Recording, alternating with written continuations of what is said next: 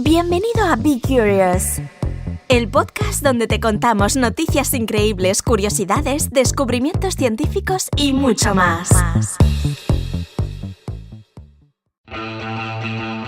Buenos días, ¿cómo estás? Yo soy Esa López y este es el episodio número 71 de Be Curious. Lo estamos grabando el jueves día 18 de enero de 2018. ¿Sabes que tenemos un nuevo podcast en nuestra plataforma P300? Pues sí, es un podcast que se llama Criaturas Increíbles y que trata exclusivamente sobre zoología, criptozoología, dinosaurios, fósiles y todos aquellos animales extraordinarios, extraños e inéditos que van apareciendo alrededor de todo el planeta. Si te gustan estos temas, cada día, de lunes a viernes, a las 5 de la tarde, podrás disfrutar un nuevo y brevísimo episodio en el que te contaré, de forma, como digo, muy breve, una noticia o un caso verídico relacionado con estas criaturas increíbles. Y ahora ya te dejo con los titulares de hoy para ver si te parecen interesantes.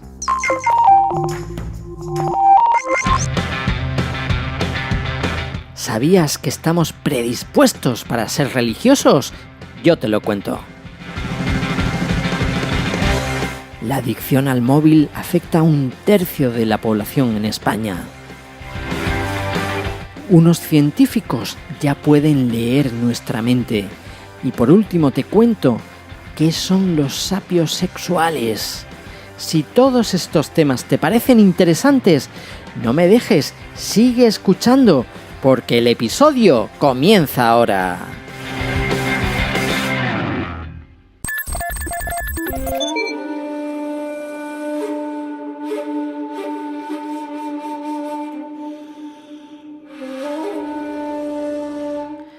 ¿Te has preguntado alguna vez cómo era la sociedad?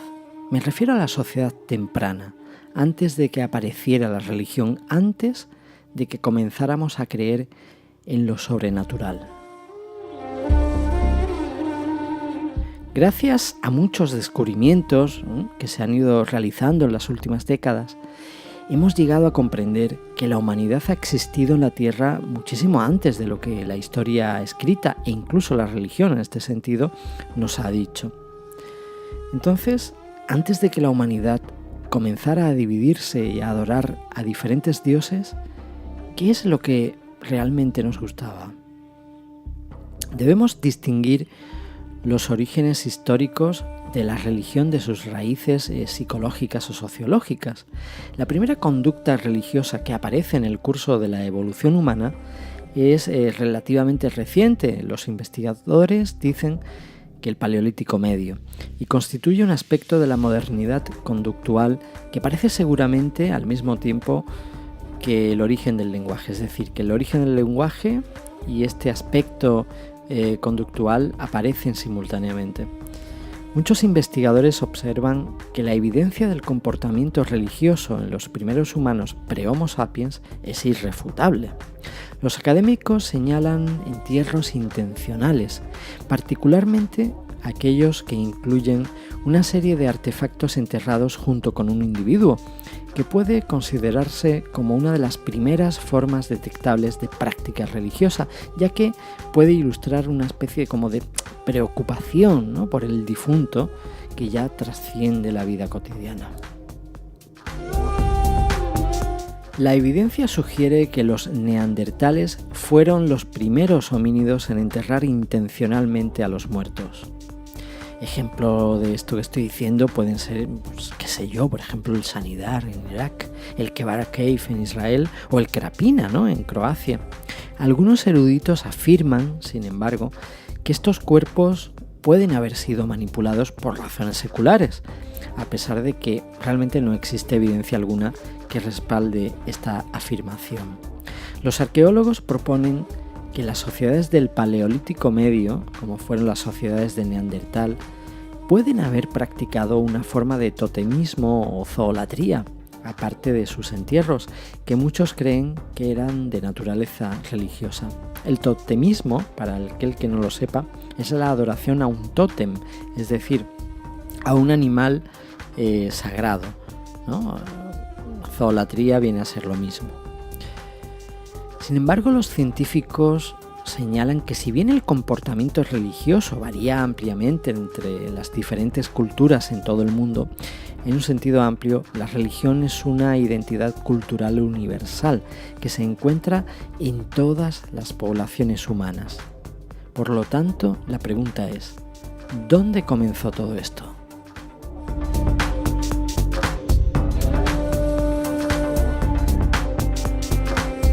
Un estudio realizado por expertos de la Universidad de Oxford sugiere que la humanidad está cableada para ser religiosa, y la causa de esto no es más que la evolución.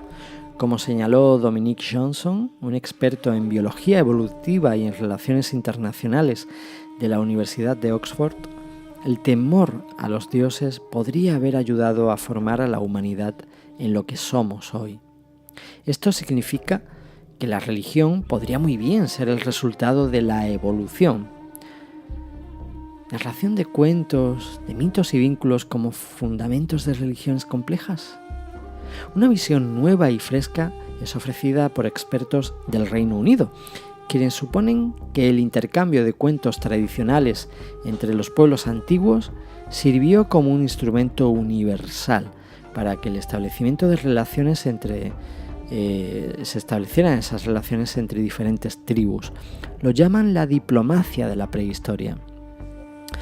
Los antropólogos de la University College London revelan que las historias y los mitos de los pueblos antiguos servían como un medio para unir a la población, según un estudio publicado en la revista Nature Communications. Muchos antropólogos aceptan la teoría de que las religiones aparecieron con el objetivo de mantener el orden social y fortalecer los vínculos entre los miembros. Sin embargo, según un nuevo estudio, los pueblos antiguos tenían otras maneras de establecer relaciones, ya que las primeras religiones aparecieron hace aproximadamente entre 13.000 y 15.000 años. Uno de los coautores del estudio de la Universidad Británica, Andrea Emiliano, estudió la vida de una tribu indígena de las Filipinas, una tribu llamada los Akta. Son cazadores y recolectores y viven ajenos a las nuevas tecnologías y a la sociedad moderna. La investigación exploró el impacto de la narración de cuentos sobre el comportamiento cooperativo de los cazadores-recolectores y los beneficios de la condición física individual para convertirse en un narrador experto. Para comprender el comportamiento de la sociedad y de la religión, investigadores del Reino Unido le pidieron a esta tribu, a Akta, que les contara historias y fábulas tradicionales de su tribu, y notaron que la mayoría de las historias se centraban en el valor de la cooperación, en la importancia de las normas sociales, la igualdad de género y la prohibición del uso de la violencia como un instrumento para la solución de conflictos. Además, los mejores narradores de historias, tanto hombres como mujeres, tienen ventajas dentro de su tribu. Los otros miembros los respetan especialmente y tienen un promedio de casi un hijo más que los demás. A todo esto, añadir que los científicos estiman que la tradición de la narración de historias sirvió como un prototipo de las religiones que aparecerían más tarde. Los investigadores concluyeron que los narradores expertos son los interlocutores sociales preferidos y tienen un mayor éxito reproductivo, proporcionando un camino por el cual los comportamientos beneficiosos para el grupo, como la narración de cuentos, pueden evolucionar a través de la selección a nivel individual. Este estudio lo podéis consultar en la revista Nature Communications.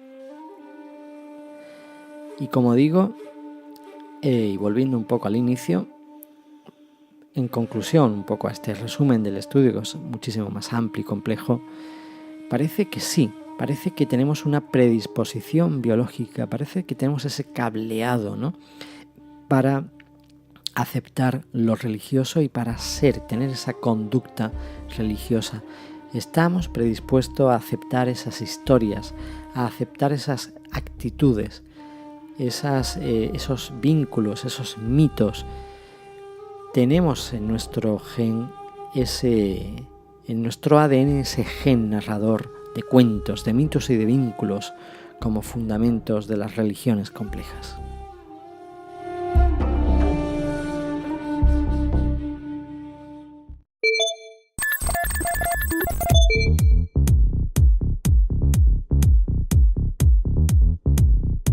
¿Conoces el término nomofobia? Nomofobia viene del inglés no mobile phobia, que significa miedo a no tener a mano nuestro smartphone. Bien, pues resulta que este término se está expandiendo y se están consolidando sus efectos en la sociedad española.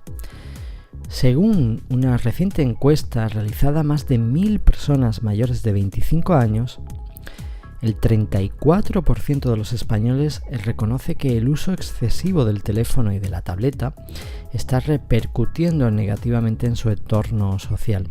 Y sin embargo, para 1 de cada 3, vivir sin su smartphone sería imposible. Es decir, sabemos que lo usamos mucho, pero no podemos estar sin él.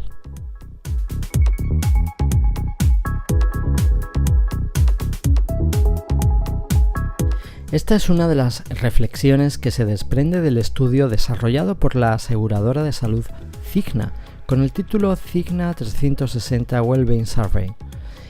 En él se atienden 2 cuestiones relacionadas con el uso que hacen los españoles de su smartphone. Si el tiempo que dedicamos al móvil es saludable, psicológica y socialmente hablando, y si el uso de este tipo de dispositivos entorpece o reduce el tiempo dedicado a otras actividades, como pueden ser, por ejemplo, pasar tiempo suficiente con los amigos o disfrutar de nuestras aficiones. Es decir, dictaminar si usamos demasiado o no nuestro teléfono.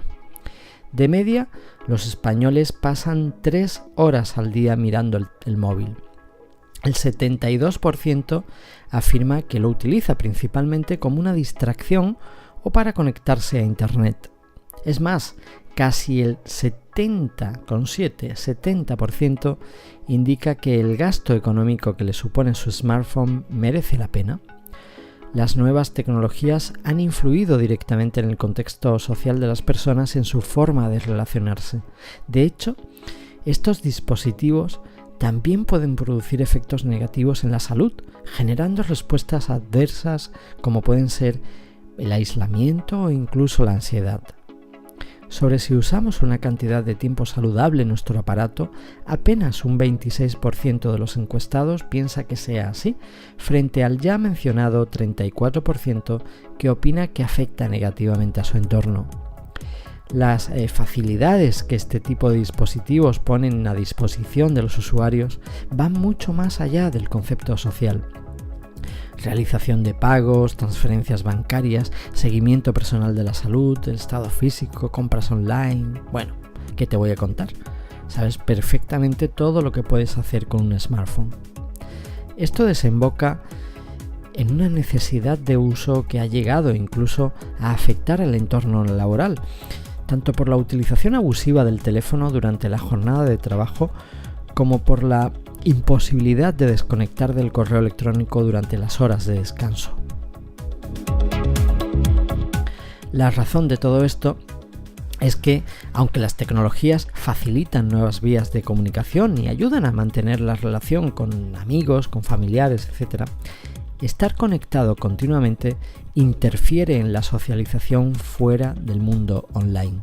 Está comprobado que abusar del tiempo en línea reduce la interacción personal, genera distracción y en términos extremos puede llevar al individuo a aislarse. Esto lo comenté en otro episodio y hice una reflexión personal y llegué a la conclusión de que sí, es un poco irónico, ¿no? Estamos probablemente en la época, en los años de mayor conexión, de mayor conectividad, en los años en los que la sociedad, el mundo, la humanidad está más conectada que nunca. Y sin embargo, estamos más incomunicados que nunca, porque ese exceso de comunicación online, de conexión online, nos está volviendo mucho más introvertidos, nos está, como dice este estudio, distrayendo más del entorno real, nos está aislando más como individuos. En cuanto a la posibilidad de atender nuestras amistades o hobbies, el 45% de los encuestados afirma dedicar las horas suficientes a sus aficiones y el 40% está más que satisfecho con el tiempo que pasa con sus amigos. Pese a estos buenos datos, a un 24% le gustaría disfrutar más de sus amistades y al 21% tener más tiempo libre para practicar actividades de su gusto. En conclusión, podemos ver que 1/3 de la población en España reconocen que hacen un uso excesivo del teléfono o de su tablet y están convencidos de que está repercutiendo negativamente en su entorno social. Es decir, hay 1/3 de la población que ve esto, toma conciencia y sin embargo no pueden hacer nada para evitarlo. Es decir, son personas que están reconociendo que tienen un problema, que tienen nomofobia, que tienen esa adicción al teléfono y que además son incapaces de controlarlo, con lo cual hay 1/3 de la población que necesita ayuda de un profesional de la psicología que les ayude a controlar y a evitar que se siga degradando su entorno social. Y esto me parecen a priori, pues tú lo ves y dices, bueno, 34% no es para tanto, oye, 1/3 de la población, 1/3 de la población que se está dando cuenta de que sus relaciones personales y ya incluso más allá de lo privado, en el trabajo, se están fastidiando porque son incapaces de reducir el tiempo que le dedican al teléfono. Es grave, es muy grave. Esta adicción, esta dependencia que tenemos del ladrillo de vidrio. Ahí lo dejo. Hay que reflexionar mucho sobre esto. Son unos datos, yo considero, preocupantes. Es importante que lo tengamos ahí en cuenta y si sientes que estás dedicándole más tiempo del que debe al teléfono, no dudes en buscar ayuda. No dudes en buscar ayuda de un profesional porque si no esto, como todas las adicciones, va a ir a más. Así que te animo a que te hagas un autoanálisis y si estás dentro de ese tercio que considera que está afectando negativamente a tu entorno, oye, busca esa ayuda de un profesional.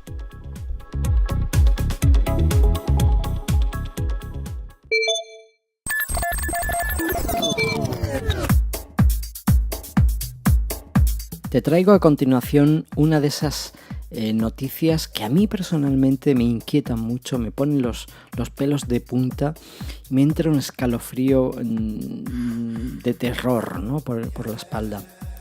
¿A qué se debe todo esto? A que un equipo de científicos japoneses ha creado un algoritmo francamente espeluznante que puede ver la mente humana con una precisión sin precedentes.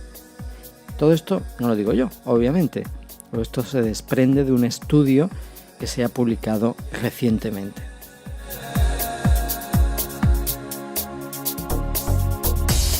En sus experimentos, estos científicos utilizaron una tecnología de inteligencia artificial que analizaba las señales eléctricas procedentes del cerebro y conseguía determinar exactamente qué imágenes estaban mirando varias personas e incluso en qué estaban pensando. Este importante hallazgo fue realizado por investigadores del laboratorio Kamitani de la Universidad de Kioto, en Japón.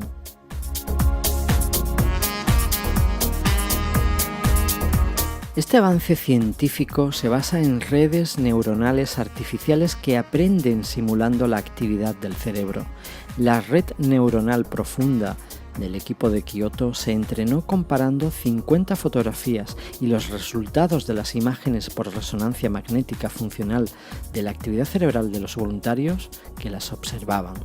La red neuronal consiguió de esta manera decodificar patrones en el cerebro para recrear lo que una persona estaba viendo o imaginando. Además, los investigadores usaron un segundo tipo de inteligencia artificial llamada red generativa profunda para hacer que los patrones obtenidos se parecieran a las imágenes reales, refinándolas para hacerlas mucho más reconocibles.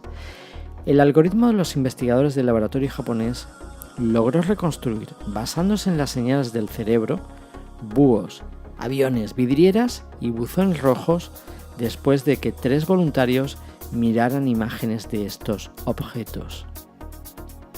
No me digáis que no es absolutamente escalofriante. Es decir, que el ordenador pueda adivinar lo que estabas viendo, que pueda dibujar o crear una imagen fotográfica de un búho o de un avión simplemente analizando tu cerebro. La máquina también reprodujo imágenes de objetos como cuadros, cuadrados, cruces, peces dorados, cisnes, leopardos o incluso bolas de boliche que los participantes, atención, imaginaron.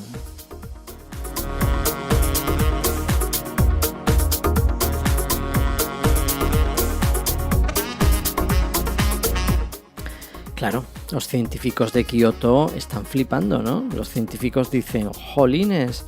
Esto es un avance científico tremendo. Hemos abierto una ventana única a nuestro mundo interior. El algoritmo podría usarse teóricamente para crear grabaciones de sueños, de recuerdos, de imágenes mentales, etc. Y un pito, eso es lo que yo digo, con perdón de la palabra. Esto no sé ni cómo llamarlo, o sea, a mí me parece espantoso. Directamente es un asalto directo a nuestra privacidad. Y nuevamente se me vienen a la cabeza novelas, como ya he citado alguna vez aquí, como la de George Orwell, 1984. Es el gobierno, una autoridad superior dentro de tu mente, controlando ya también tu mente, porque hasta ahora, se meten en todo, ¿no? Nos pueden quitar la casa, nos pueden quitar el coche, nos pueden quitar nuestro dinero, pero al menos sabíamos que dentro de nuestra cabeza, de nuestra mente, teníamos nuestra parcela blindada, teníamos nuestro terreno nuestra pequeña república, ¿no? Independiente, nuestro terreno al que nadie podía acceder. Y ahí nos sentíamos libres, nos sentíamos protegidos. Era como una caja fuerte, un cofre mágico, algo a lo que nadie podría acceder jamás. Teníamos libertad en nuestros pensamientos. De alguna forma, en nuestro interior siempre hemos sido y pensábamos que íbamos a seguir siendo libres. Y esto directamente se carga de un guillotinazo esa libertad. Porque no dudéis que este algoritmo llegará a manos del gobierno, llegará a manos de los militares, llegará a muchas manos que no debería llegar. Se utilizará para interrogar a presos, a alguien que detengan por cualquier motivo. Y no hace falta que cometas un delito. Simplemente, con este algoritmo, analizando, porque todo esto evolucionará y ni siquiera da que te pongan un casco con cables en la cabeza. Ya todo esto se hará inalámbricamente. Imagínate entrar en un sitio, pasar por una especie de escáner y que sepan qué estás pensando, en qué has imaginado, qué has imaginado antes de llegar ahí, o qué cosas, en qué piensas. Es un asalto a tu privacidad, a tu mundo interior. O sea, ya entonces ¿Dónde queda esa república de tu mente?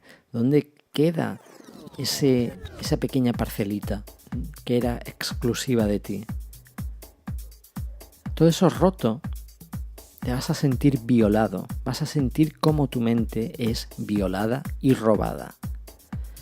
Este tipo de cosas nunca deberían existir porque precipitamos aún más algo que yo sé que va a llegar tarde o temprano, que es convertirnos en esas marionetas de los poderes superiores, ¿no? De esos poderes fácticos, de esos poderes gubernamentales, de esas élites que controlan todo.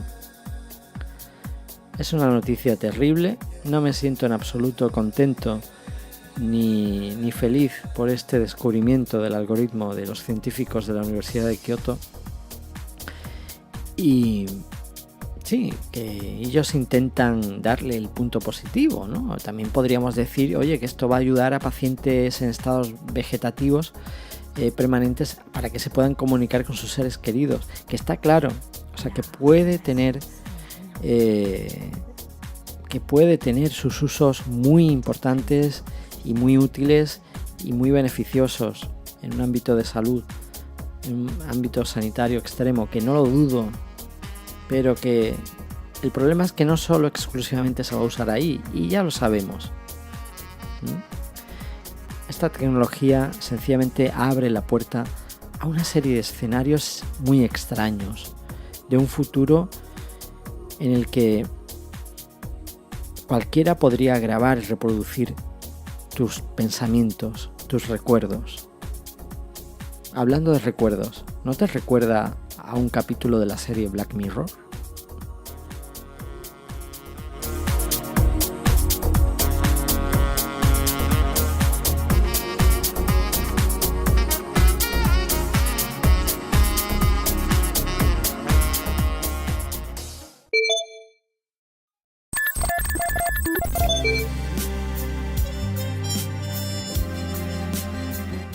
¿Tú crees que la inteligencia es sexy? Yo creo que sí, que sin duda alguna. Marilyn Monroe, que ya sabes que en la pantalla encarnó el prototipo de la rubia tonta, aunque todo hay que decirlo, en la vida real no encajaba para nada en este estereotipo. Pues bueno, esta chica decía que Albert Einstein era el hombre más seductor y más sexy que había conocido nunca. Obviamente, la actriz encajaría por tanto en la categoría de los llamados sapiosexuales, es decir, personas a las que la inteligencia les pone.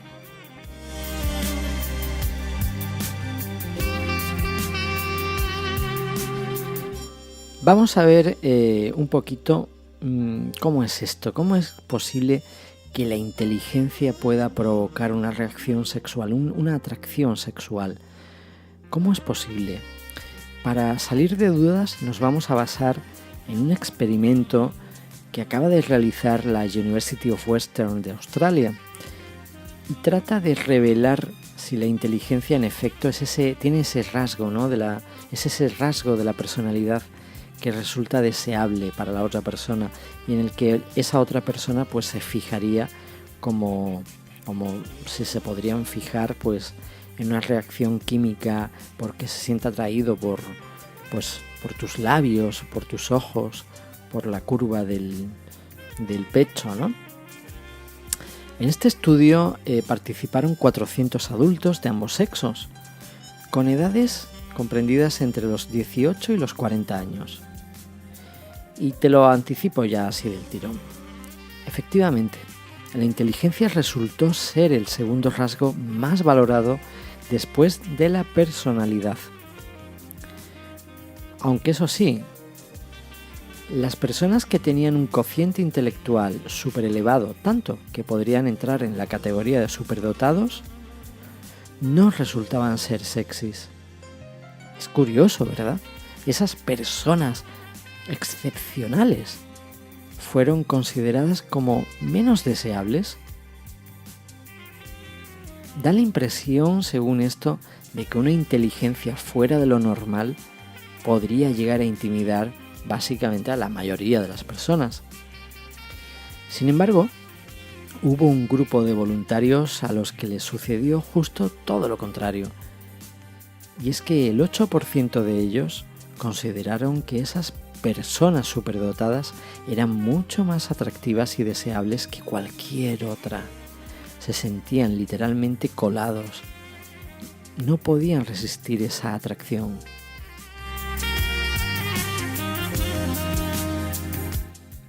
Tal y como explican los autores del estudio, todos nos sentimos atraídos por personas que demuestran ser brillantes, ¿no? Ocurrentes, que tienen inquietudes. ¿A quién no le gusta eso? Es un rasgo, yo creo, que atrae a todo el mundo. Sin embargo, lo que distingue a los llamados sapios sexuales es que la inteligencia como tal, es para ellos un reclamo sexual tan poderoso como para cualquier otro puede serlo, como decía antes, el color del cabello o de los ojos, el sonido de la voz o un determinado look a la hora de vestir. Esto, claro, puede llegar a convertir a la sapiosexualidad incluso en una parafilia sexual.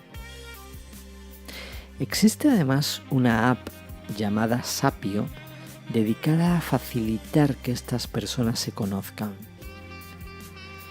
Pero, más allá de esa atracción irrefrenable por la inteligencia, ¿qué otras cosas buscaría una persona sapiosexual en su pareja? Pues en el fondo parece que no son tan diferentes al resto. O sea, el factor diferencial es ese reclamo tan centrado en la inteligencia, pero por lo demás es común al resto, ¿no? Los administradores de esta app que he comentado antes, Sapio, han realizado una encuesta entre sus miembros y les han hecho la siguiente pregunta. Además de divertido, atractivo e inteligente, ¿qué otras 3 cualidades deseas más en un compañero? ¿Y sabes qué contestaron? El resultado ha sido que las mujeres afirmaron que preferían que sus parejas les infundieran confianza y que fueran sanas y sensibles, mientras que los varones respondieron que preferían que fueran bondadosas, comprensivas e independientes. Y ahora yo te pregunto a ti, ¿cómo eres tú? ¿Te consideras sapiosexual? ¿Te consideras una de esas personas como la Marilyn Monroe que comentaba al principio, que les da igual cómo sea la persona, qué edad tenga, cómo sea físicamente, porque su nivel de inteligencia tan abrumador resulta absolutamente irresistible?